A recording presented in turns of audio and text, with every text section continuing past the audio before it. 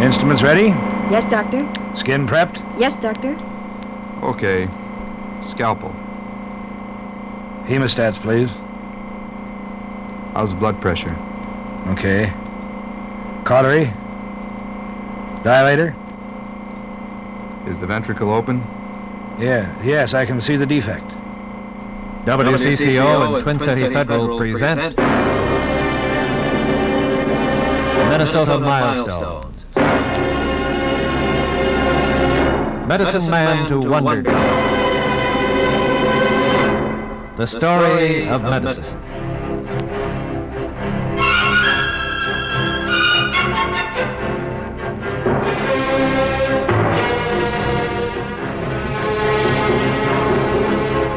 In Pioneer, Minnesota, you had to be strong to survive. The climate was not always kind, food not always plentiful, water not always pure, and good shelter hard to come by. Disease was a constant problem. So if you lived in Pioneer, Minnesota, you dosed yourself with nostrums and consulted the quacks, and the death rate was high. But the light of science shone through. Men built fine medical schools and hospitals, providing good doctors and research. A little clinic in a small Minnesota town grew and became world famous. And through knowledge came courage and hope. Hope for the sick and the suffering, for the infirm, the crippled, and the mentally ill. This is the story of a better life through medical science in Minnesota. I'm E.W. Ziebarth. I am Cedric Adams. I am Bob DeHaven. And this is the 12th in a series of special hour-long broadcasts commemorating Minnesota's 1958 Statehood Centennial. This year-long series, Minnesota Milestones, is presented by WCCO Radio and Twin City Federal. For the next hour, we will recall how it all happened. The medicine man, the days of home remedies and patent medicines, the rise of a competent medical profession, stripping the fakes and the quacks of respectability, the thrilling story of the Mayo Clinic, the University of Minnesota, and the wonders of modern medical science. This is another chapter in the story of you and your state, Minnesota, medicine man to wonder drug.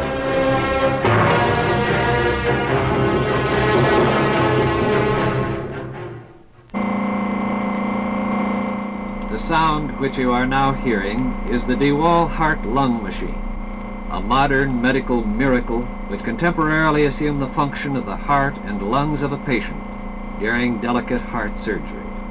We are in an operating room at the University of Minnesota hospitals.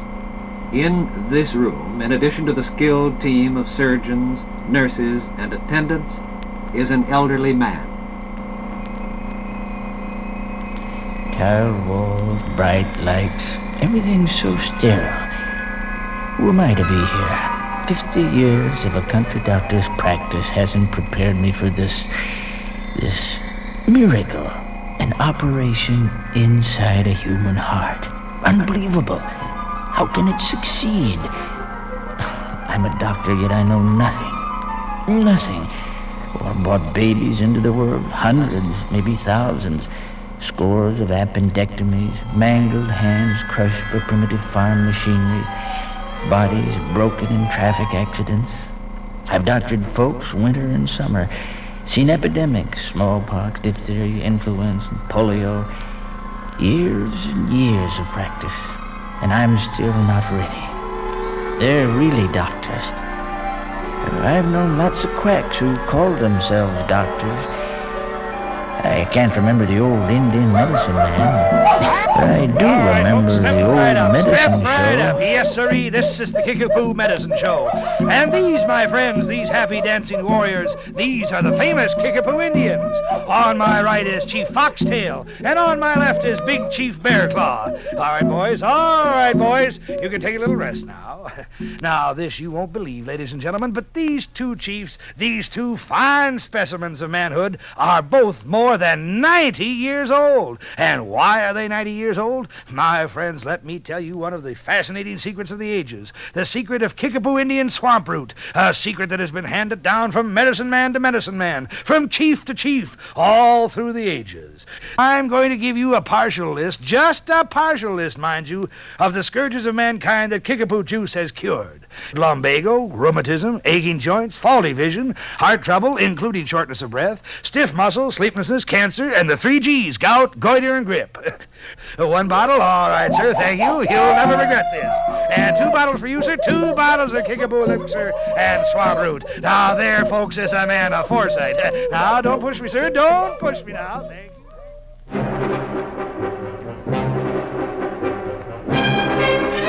Yes, the old medicine show, it was a weird and flamboyant institution built upon the medical ignorance and superstition of the early settlers, plus their love of a good show. That was a part of medicine in pioneer days, and the medicine show lasted for years, on through the 1800s. After the turn of the century, it was still there, the wagon drawn up in small towns, at county fairs, and the pitchman selling worthless nostrums. But the pitchman didn't convince everybody. There were those who depended on Grandma's good old tried and true remedies. Now, Granny. Now, don't you granny me. You want to get rid of this cold, don't you? Then you rub on this skunk oil. Oh, Granny, that means I gotta sleep out in the barn tonight.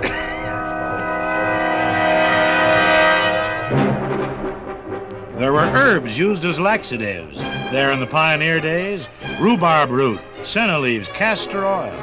Camphor or a liniment made of vinegar and salt were used for bruises. Pennyroyal was gathered on the prairies and was used to break a fever. And of course, in the spring, the blood was thick after the winter. It had to be thin, the old-timers said, and that meant sulfur and molasses and dandelion root tea.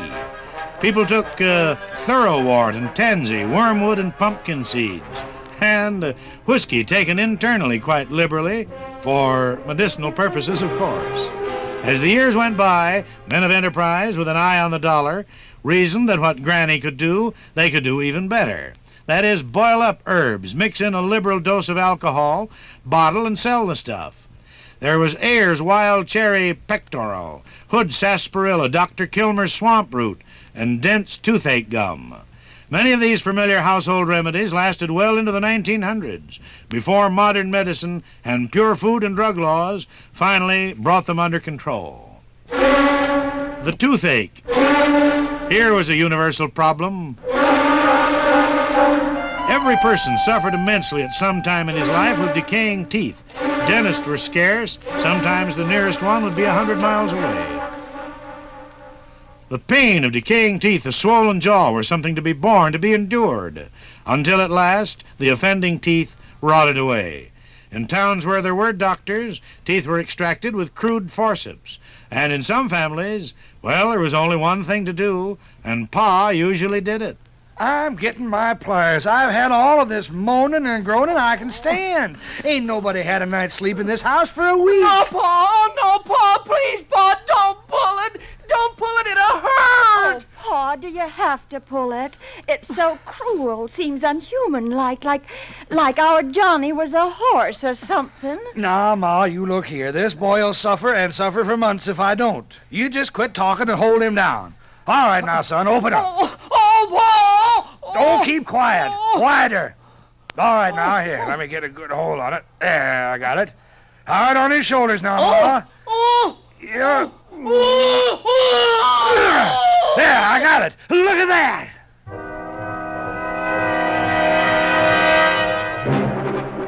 Yes, that's the way it was before modern dentistry. And in those days, a man or a woman who lived to be 50, 55, or 60 years old had lived out his or her time. But the ague, fever, tuberculosis, diphtheria, smallpox, appendicitis, influenza, all took their toll. And thousands of settlers departed this life long before their time. And the children cried piteously, and then died in epidemics that swept the land. Such an epidemic was the silent death, diphtheria, back in the 1880s. It swept through the whole town of Sleepy Eye, took all or nearly all the children in many families. Fred Gerboth and his wife had a family of 6, a boy and 5 pretty girls. Within days, they had laid away all 5 girls, and only the boy was left to them. 5 miles southeast of town lived Louis Hansen. He and his wife had 5 children, and the dread scourge took all 5. The neighbors wept as they saw Louis Hansen drive by in his wagon, hunched over in the seat holding the reins. In the wagon, another pine box, another trip to the cemetery. And that was the story, not only in pioneer days, but well within the memory of Minnesotans now living. Untold hardship and grief. And the people, even less wise than the quack doctors, accepted the medical cults, the homeopaths and the eclectics, the hydropaths and the Grahamists. Yet there were good doctors, a few, educated in the East in competent medical schools. Such was Minnesota's first recorded family doctor, a young Italian named Christopher Carley. He paddled up the St. Croix in 1841 and hung up his shingle in the village of Stillwater. There were good doctors at Fort Snelling, brought there by the Army to care for the soldiers. In the village of St. Anthony, there was Dr. John Murphy, the town's first civilian doctor. How a man's mind wanders at a time like this. Let's think about the operation. Wonder how the patient is doing. Not just a patient, a kid. Poor little boy. It's a long chance. Had to take it, though. Only hope. It was the only hope we had. The way that doctor handles a scalpel. Sure, quick. No hesitation. Better listen. Can you feel it? Uh-huh. In the interventricular septum. Right where we figured. The exact spot. Yeah, let's have the suction here. Yeah, that's right. Okay, that'll do it. So far, so good. Yeah, maybe I could sort of ease around the other side. Blood pressure? 115/70.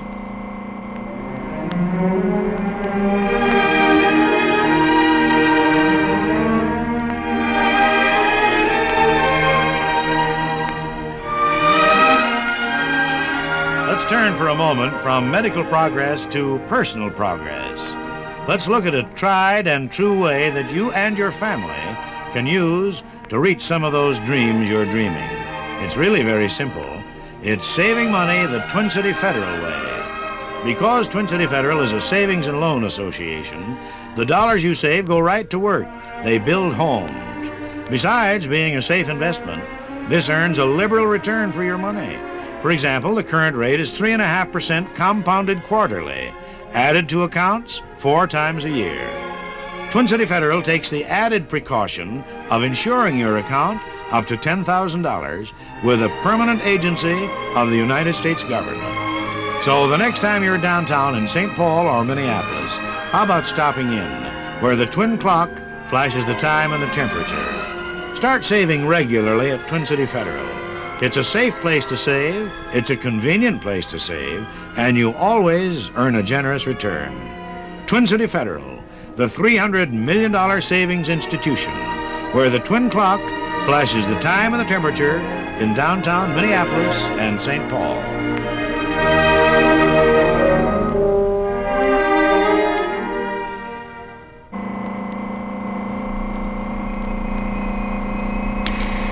I wonder how old those 2 surgeons are.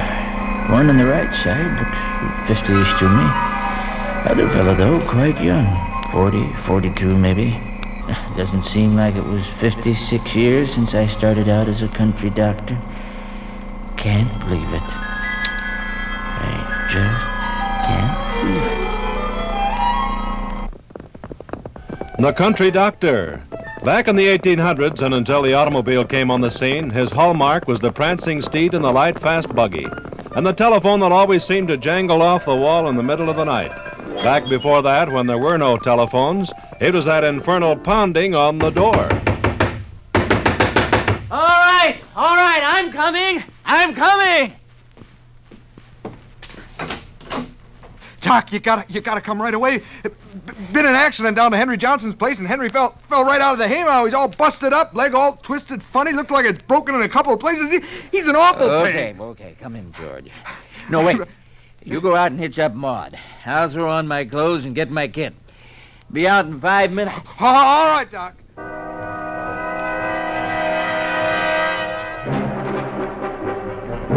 And then the wild night ride on the swaying buggy, on frozen wintry roads, on muddy rainy ones, through snowstorms and floods with the water halfway up the wheels.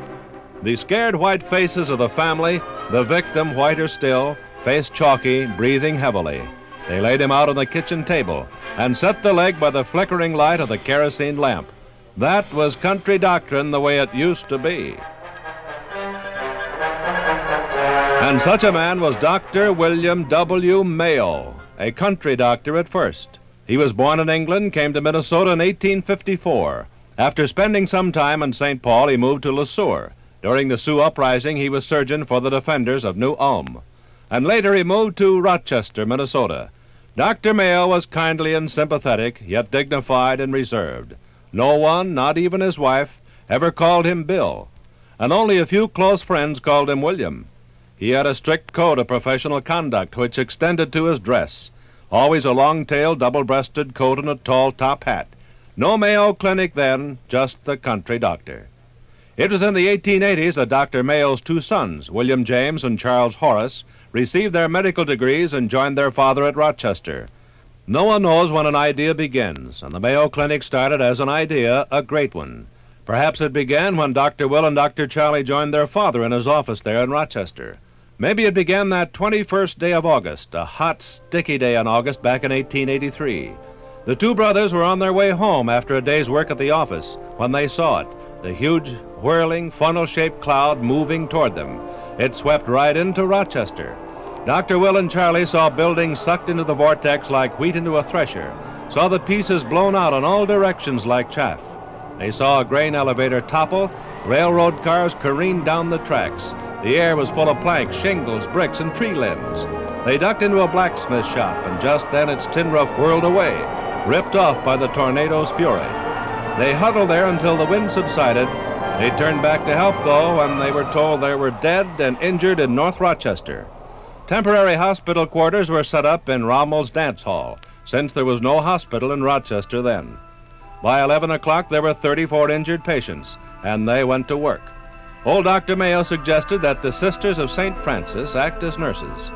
A few days later, the crisis over, the temporary hospital closed, the Mother Superior, Mother Alfred, called on Dr. Mayo. Ah, Reverend Mother, it's good to see you.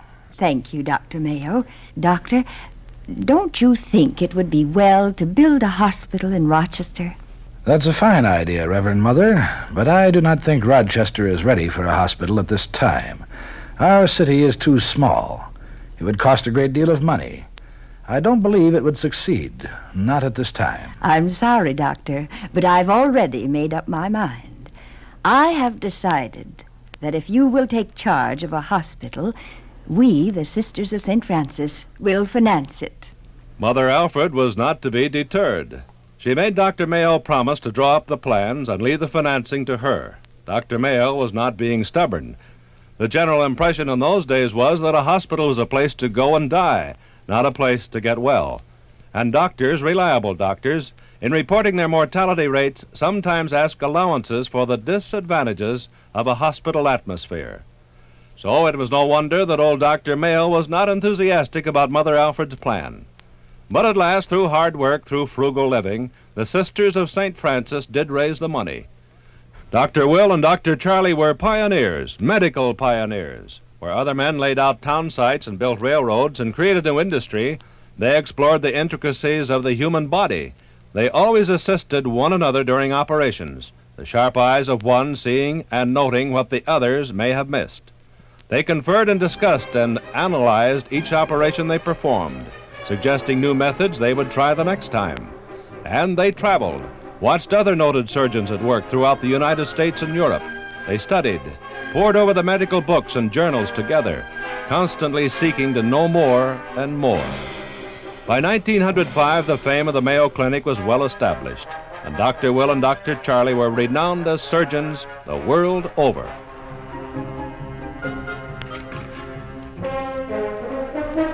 But Minnesota had other medical pioneers, other great men too. there was Dr. Charles N. Hewitt, Minnesota's apostle of public health. William Watts Falwell called him. It was way back in the 1860s that Dr. Hewitt began to talk about something new, something radical in those days. We need more doctors, more good doctors, and we need better medical training, more education. But we need something else. We need a state government that makes the good health of its citizens a matter of public concern. And under Dr. Hewitt's urging, the legislature in 1872 established the Minnesota State Board of Health. Dr. Hewitt was named secretary of the board, a position he filled with skill and energy for 25 years. At his insistence, quarantine for contagious diseases was made compulsory. He stressed the importance of vaccination to rid Minnesota of its dreaded smallpox epidemics. Under his guidance, the legislature approved pure food and drug laws. He told the doctors they must fight for better sanitation at home and in the community, and for stream pollution control. He called for better apparatus for disinfecting sick rooms, better classification for causes of death, better treatment of the mentally ill. In 1903, also at Dr. Hewitt's urging, a separate state board was organized to wage war on diseases of market animals. It was called the Livestock Sanitary Board. It fought against such diseases as glanders, rabies, and tuberculosis in cattle. And what Dr. Hewitt was doing on a state level, other doctors were doing for the cities and towns of Minnesota, the communities in which they lived. Minnesota was the first state in the Union to treat crippled children at public expense. The year 1897. And Dr. Arthur Gillette of St. Paul made an offer to the state. And this is a matter which has weighed heavily upon my conscience. How can we continue to go about our daily lives ignoring these children who, with proper medical care, have a chance of being restored, healed, to lead useful, happy lives? I am not a rich man, but I will treat free of charge all crippled children brought to me if this state will provide funds for their care and recovery. The state met Dr. Gillette's offer with an appropriation of $5,000, and Dr. Gillette's great dream of free medical care for crippled children came true. In 1911, the Gillette State Hospital was opened in St. Paul. Doctors Mayo, Gillette, and Hewitt were among the outstanding medical pioneers in Minnesota's first half-century. Men who looked beyond, far beyond, the needs of a frontier community to the complex medical problems that would one day face a grown-up state.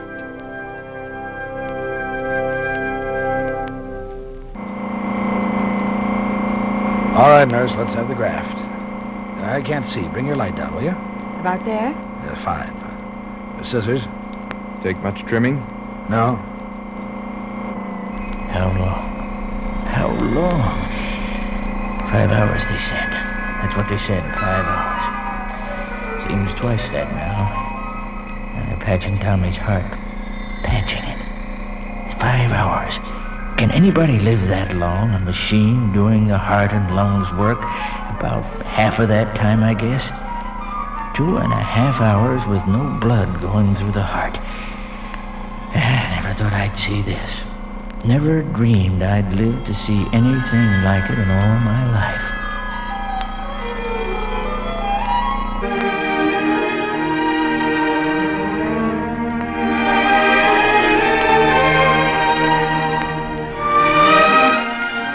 During this season of the year, the Christmas season, our thoughts turn more and more to home, family, things that are of most importance. Here's another good thought to put up there beside a family thought. Every family needs a savings account. Twin City Federal is a good place to save. More and more families throughout our whole Northwest are building toward new homes, toward security, toward college funds, toward brighter lives by saving, where the twin clock flashes the time and the temperature. You have a cordial invitation to join them. Twin City Federal accounts are insured for safety, and the current dividend rate is 3.5% compounded quarterly. Why not stop in? Look for the familiar twin clock flashing the time and the temperature in downtown Minneapolis or St. Paul. Plenty of free parking for you right at the door.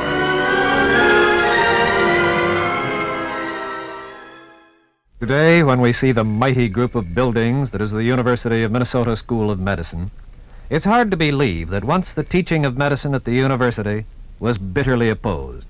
The protest was led by the operators of many private medical schools who had turned loose an army of quacks to practice upon an unsuspecting public. These operators were dependent upon student fees for their living, and they raised a mighty outcry over their threatened loss of revenue. William Watts Falwell, president of the university back in 1883, moved with caution. Now, what I am proposing, gentlemen, is a new kind of service to be offered by the state. I recommend a board of 5 trained men, all competent doctors, to examine and license all those who seek to practice medicine in our state. I recommend the university do this, in order that examinations for degrees might be separated entirely from the teaching of the theory and practice of medicine. Falwell's plan was accepted, but it remained for one member of the examining board, Dr. Perry Millard of Stillwater, to push through the storm of opposition and controversy and present his plan to the Board of Regents. And on February 28, 1888, agreement was reached. By 1910, through the various mergers, the medical faculty had become so large, unwieldy, and overmanned that so-called experts tumbled over one another. The president of the university, George Edgar Vincent, decided in 1913 that the time had come to act, and he acted dramatically. By the first day of February, I am requesting that every member of the medical faculty of this university place in my hands his written resignation. Amidst the roar of protest that arose, Vincent acted decisively again. He appointed a committee to reorganize the school and arrange a compact, workable teaching staff in each of the departments. Dr. Will and Dr. Charlie Mayo's clinic at Rochester had accumulated a vast sum of $1,500,000. In 1914, they organized the Mayo Foundation for the purpose of advancing medical science, and they proposed a close affiliation with the university. The group that had been dropped from the medical school faculty the year before opposed it. The opposition bill died in the 1917 legislature. And within a few years, the affiliation of the University Medical School with the Mayo Foundation was achieved. The immediate result was to bring to the foundation and to the university many distinguished doctors and researchers, paving the way for the mighty upsurge in medical science that swept through Minnesota in the 1930s. As for the Mayo Clinic properties themselves, Dr. Will and Dr. Charlie wanted to be certain that the clinic would live on after them, so they incorporated the Mayo Properties Association. In 1928, a new clinic building was dedicated and occupied. Complete with all its equipment, it cost the Mayo Properties Association $3 million and took more than 2 years under construction. For 30 years, the 15-story building dominated the city of Rochester. It still stands, but has been supplemented by a newer, more modern clinic building, even larger than the first one. It was shortly after the 1928 clinic building was opened that Dr. Will arrived at his office from St. Mary's Hospital. He appeared deeply depressed. His secretary was alarmed. Why, Dr. Will, what's the matter? I've just done my last operation. Your last operation? Yes, I want to stop while I'm still good. I don't want to go on like some others I've seen past my prime, doing the surgery that younger, surer men ought to be doing. Dr. Will never spoke of the matter again, and he never performed another operation. That was the only outward sign of a decision that must have been one of the hardest of his entire life. Dr. Charlie retired a year and a half later, and quite unexpectedly. One morning as he was operating, he noticed that his vision was blurring. Skilled diagnostician that he was, he knew what had happened. He had suffered a retinal hemorrhage. Dr. Charlie was up and about after a few weeks' rest, but he was never really well again. On August 8th, 1934, Rochester paid elaborate tribute to its 2 famous sons. The speaker that memorable night was the President of the United States, Franklin Delano Roosevelt. For 50 years, you have given tireless, skillful, and unselfish service here in this state and city. These 50 years, the span of your medical practice, have covered probably the most remarkable period in the history of science. You whom we honor today have rendered the highest form of patriotic service during the battles of the World War. But even more than that, you deserve the nation's thanks for the national service that you have rendered throughout your lives. And the audience rose to its feet and applauded enthusiastically, vigorously, on and on, until at last both Dr. Will and Dr. Charlie waved their hands in protest. They had been awarded every honor the medical profession could bestow. They had been recognized and honored by kings and chiefs of state in the major countries of the world. But nothing equaled the ovation Dr. Will and Dr. Charlie received on that memorable night in Rochester back in 1934. Dr. Charlie died on May 26, 1939, of pneumonia. Dr. Will on July 28th that same year. And the medical world paused in its research and its healing labors, paused to take note of the end of an era, a milestone in history. Dr. Will and Dr. Charlie are not remembered for their surgery alone. As Dr. Will himself once said, what a man may do with his hands is small compared with what he may do to implant ideals and the scientific spirit in many men who, in endless chains, will carry on the same endeavor. I want to check the bleeding. Is it all right? Think so. Seems normal. I'm ready for closure.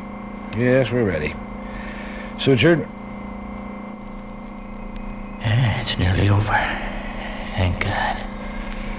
Without these modern doctors and their training and research, poor Tommy, just a few years ago, would have been the end. And those nurses have been magnificent. Part of a team, almost reading the doctor's thoughts. A wonderful team. A whole room full of wonderful people. And the way they work together.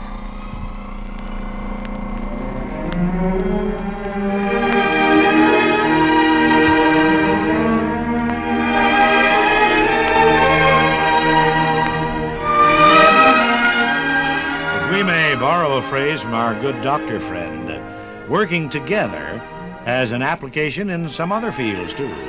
For example, get some dollars working together in a Twin City Federal savings account, and all manner of good things start happening. First of all, your confidence starts building, your security grows. Second, you see your wishes starting to come true. That new home you may want, for example, starts looking closer and closer. Helping this happy feeling, liberal dividends. You always earn a generous return, saving at Twin City Federal. So one of these days right soon, how about giving it a try? Get some dollars together, get them working together by saving them at Twin City Federal. Look for the twin clock flashing the time and the temperature in downtown Minneapolis and St. Paul. Plenty of free parking for you right at the door.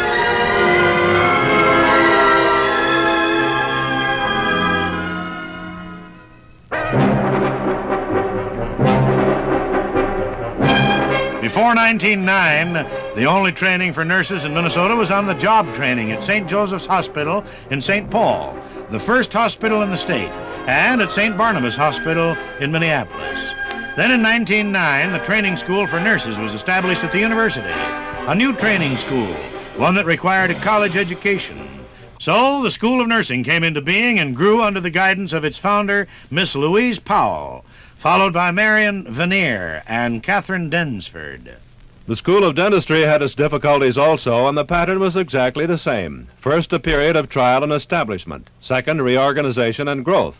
And third, maturity and achievement. Dentistry was established in Minnesota as one of the medical sciences in 1888. 3 years later, it achieved separate status. But it did not reach full stature until a great figure in dentistry, Dr. Alfred Oury, took charge in 1905. Dentistry had lagged behind medicine, and long after medical schools ceased to deserve a bad name, there were still commercialized diploma factories in dentistry. By the time Dean Oury left the university in 1927, the School of Dentistry had achieved full stature, full medical recognition. It was in 1929 that Dr. Peter Breckus began an exhaustive project. He examined 3,000 freshman students. 10 years later, he examined another group of 3,000. And in 1949, a third group. The findings amazed Dr. Breckus himself. Our research shows that while the human body shows improvement, human teeth are deteriorating steadily. In 1943, Dr. Breckus and Dr. Knudsen of the United States Public Health Service conducted a large-scale experiment with school children. And from that experiment has come, in many communities, fluoridation of municipal water supplies to reduce the alarming increase in tooth decay. And then came the campaign against paralytic poliomyelitis, the crippler, the killer, the disease that terrified parents. The medical profession had known about polio for many years. Doctors had diagnosed its cause as a virus, a deadly virus that could strike a healthy child, a healthy adult, and in days shrink and twist him to a pale, ghostly, pain-racked shadow. And the dreaded bulbar type meant almost certain death. The outbreak in the 40s was the worst in history. 1944. 530 cases, 37 polio deaths in Minnesota.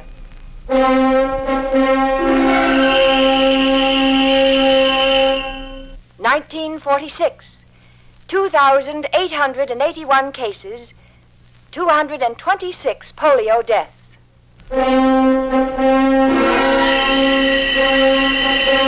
Public frenzy, public hysteria was everywhere. Doctors cautioned that maybe, they didn't know for sure, but maybe the disease was contagious. They advised against public meetings, gatherings, large crowds. The movie theaters were nearly empty. And in the hot, sultry days of August, the beaches were quiet, deserted. And still the hospitals filled with victims. Above the hysteria rose the determined figure of Sister Elizabeth Kenney, a woman with a mission in life, and her mission to bring relief to those suffering from polio. It was a mission she had begun as a nurse in her native Australia, a mission she brought with her to the United States. Many doctors opposed the wet pack technique of Sister Kenney's polio treatment, but some believed in her methods. The Kenney method included therapy and exercise, hot baths and hot packs for the withered, rigid muscles of the polio victim. That conflicted with established medical practice at the time, which required that the patient's limbs should be kept inflexible until the paralyzing spasms ended. The mayor of Minneapolis, Marvin Klein, believed in Sister Kenney and her treatment, and he invited her to remain, to set up her clinic in Minneapolis and carry out her life's work. A later mayor of Minneapolis, Hubert H. Humphrey, who became a United States Senator, recalls those days in the 1940s. We had a very, very bad polio epidemic. We set up an emergency polio committee with the doctors in charge from General Hospital, Dr. Hennekins, and Dr. Pohl, I believe it was. And with Sister Kenney, they really went to work. She again proved herself again in that epidemic, giving unceasingly and tirelessly of her energy and her tremendous talent. I literally saw her every morning around 7 o'clock and saw her many nights visiting with her to see what we could do. Those were terribly difficult days for all of us. I'll never forget them. She believed so strongly in what she had. She had worked this technique out, as I understand it, through years and years of experience and training and study, and it went contrary to the old established traditions of how you treated polio patients. Fortunately, Sister Kenney lived to see her methods and her judgment vindicated, at least by a large body of medical opinion. This cannot be done of oneself alone. It is also written, I can of my own self do nothing. This is true in my own experience.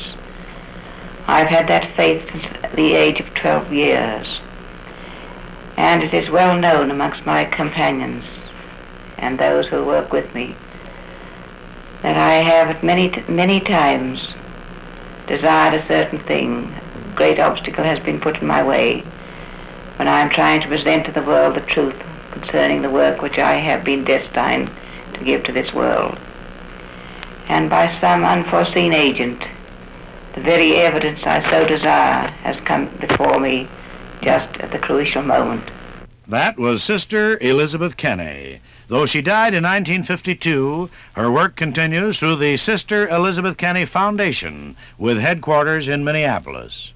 Though polio continued to strike, reaching a peak of nearly 4,000 cases in Minnesota in 1952 and 206 deaths that same year, the use of the Salk polio vaccine has at last reduced the ravages of this dread killer and crippler. And in the history of Minnesota, there is another dread story. Not so much a story of a killer and a crippler, but a story of man's inhumanity to man, a story of heartlessness and neglect. In 1947 it was, Governor Luther Youngdahl read an article by the Minnesota Unitarian Association. It told of conditions, deplorable conditions, in Minnesota's mental hospitals. The governor appointed a 47-member council on mental health to investigate the charges. And when the committee's findings confirmed what the article had said, Governor Youngdahl went to see for himself, visited every mental hospital in the state, talked with those in charge. History will record the results. The governor did make great strides toward stamping out the evils, the filth, the malpractice, the inhumanity in some of the mental hospitals. He won the support of the people of Minnesota.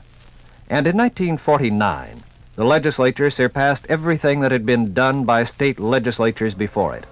A new mental health bill became the law of the state, and $28 million was approved to provide better food, better care for Minnesota's mentally ill. That legislative session provided $17 million to build and improve the mental hospitals, the shame of Minnesota. And today, through that effort, Minnesota is now a leader, has shown the entire nation the way toward merciful care and the miraculous cure of some of its mentally ill.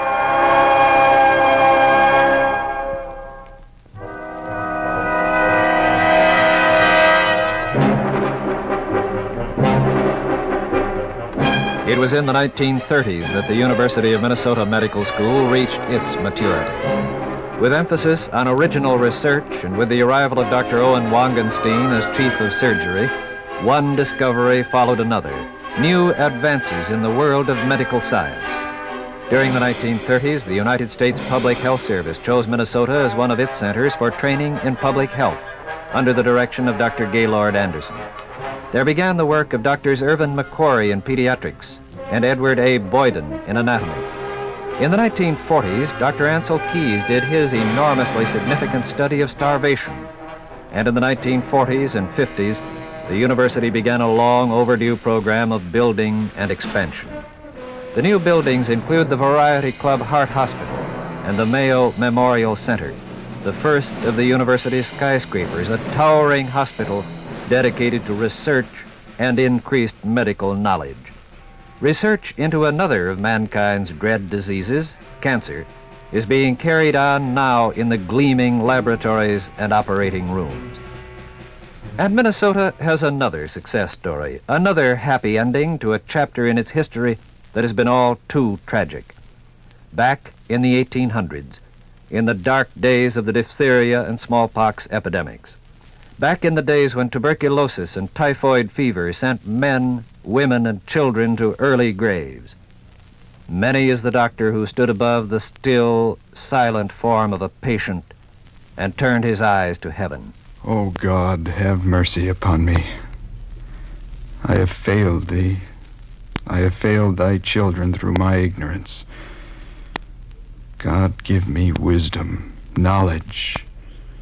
May I have the knowledge, the medicines, to cure and to prevent disease and suffering and death. It took years, many years, but science did conquer at last. The miracle drugs, the medicines that could cure, they did come through the miracles of research. First came the serums, the vaccines, and the toxoids. and one by one the epidemic diseases fell before the shining sword of better learning, better hospitals, better informed doctors. Vaccination wiped out smallpox. Inoculation reduced diphtheria and typhoid. And then in the 1930s and 40s came the wonder drugs, the sulfa family, penicillin, aureomycin, terramycin, and more recently, para-amino-salicylic acid, whole families of wonder drugs that have begun to control the scourge of tuberculosis, venereal disease, whooping cough, and to bring new medical information to both the practitioner and to the rest of us, such men as radio's beloved Dr. William A. O'Brien of the university. One of the great miracle drugs, cortisone, was developed by two research men at the Mayo Clinic, Doctors Edward Kendall and Philip Hench, two of Minnesota's great men of science. But it is not the miracle drugs that have conquered. It is the men who have conquered, the doctors and the hospitals and the public health nurses. For through their knowledge and their skill, they have begun to conquer the dread diseases that once killed and crippled and struck down. Another of Minnesota miracles of medicine.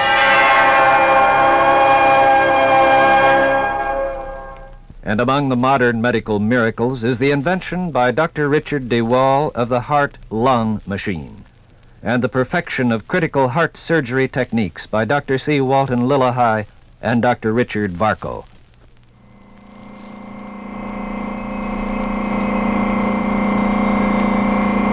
How many years, how many men's lives have been spent on the work, the research leading to this moment?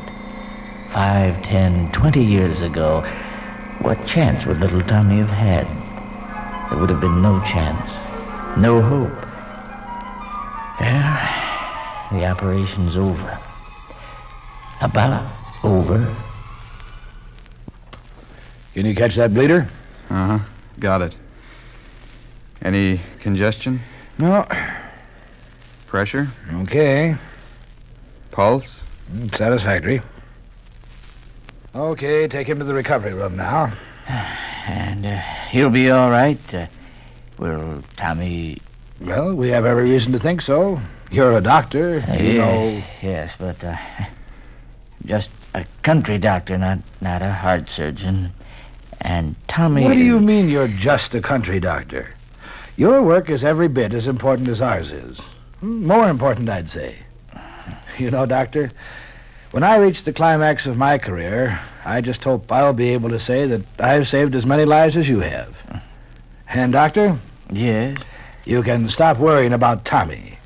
Your grandson is going to be all right. He'll be all right. And as the years lengthen into another century, we'll be hearing those words of assurance more often. Assurance that heart disease and cancer and arthritis have been turned back, along with other ailments which cripple and kill. We'll be taking even greater pride in the dozens of bright, new, well-equipped hospital buildings in the big cities and the small towns of our state. We'll long remember that it was during this centennial year that the people of Minneapolis and the federal government teamed up to raise $35 million for one of the most ambitious hospital construction programs in America. We'll continue to take pride in the bursting vigor of our healthful climate and the record of our Minnesota men in uniform, the healthiest men in service from any state. And we'll feel enormously proud of the men and women in white who deserve our tribute for their dedication to the pursuit of physical and mental happiness for their fellow men. These doctors and nurses, constantly battling disease and illness in the laboratories, in our hospitals, our small town clinics, and in the office of the country doctor. To those who work and study and seek the answer to the problems of the mentally ill, to those who work for the children who lie crippled in hospitals, to those who seek answers to the problems of aging, to all these, doctors, dentists, nurses, scientists, technicians, and pharmacists, Minnesota is looking to you for the answers to its hopes during the next 100 years.